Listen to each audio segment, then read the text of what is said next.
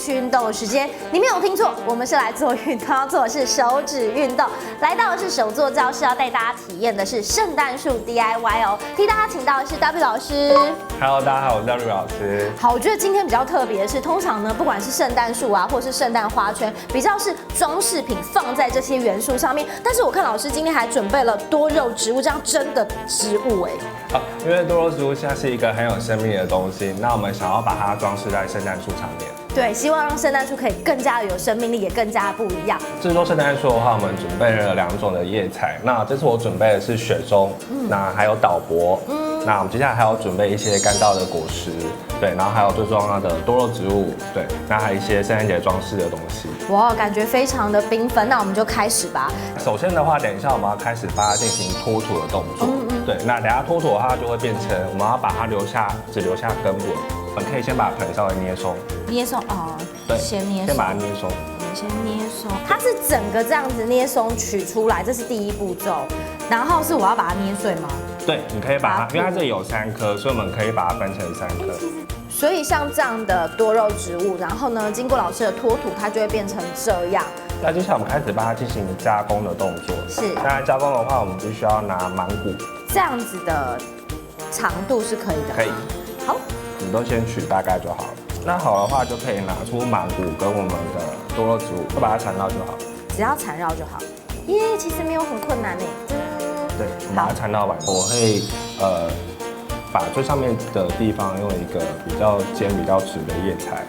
或你在插的时候，下面都要尽量把叶子剥掉，因为这样的话才不会破坏掉海绵的那个大小。我们找出我们要的高度之后，就可以用我们的雪松去打基底。然后啊，上面的话是比较短，下面要比较长，所以我觉得中长。加了雪松之后，接下来可以加第2种叶材，把它层次拉出来。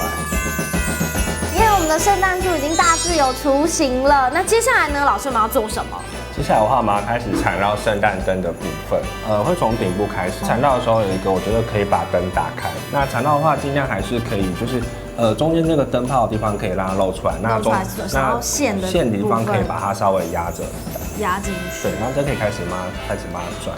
所以我的话，我们直接把它卡在叶子的最下面，让它卡紧。打完灯之后呢，我们的圣诞树好像就越来越漂亮了。然后接下来呢，重头戏就是我们要装饰我们的圣诞树，这也是圣诞树到底会变成怎么样子的最关键的时候。所以呢，我们要先用的是大东西，就是先把多肉植物先放上去。那老师会怎么挑选它要放在哪个位置？我会希望它是可以在叶子的里面，不是这样很凸出来。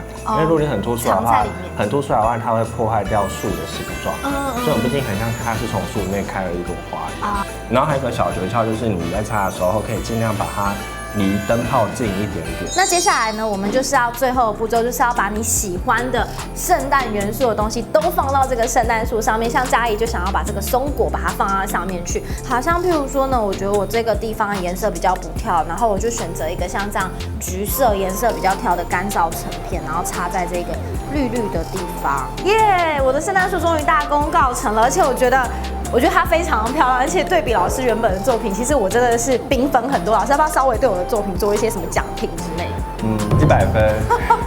原本很担心做出来的作品会很奇怪，但是想不到其实是还蛮 match 的，然后所以做出来非常的漂亮。然后也希望透过今天的手作课程，让你更了解什么是圣诞树的 DIY 哦。跟着家里去弄，我们下次见。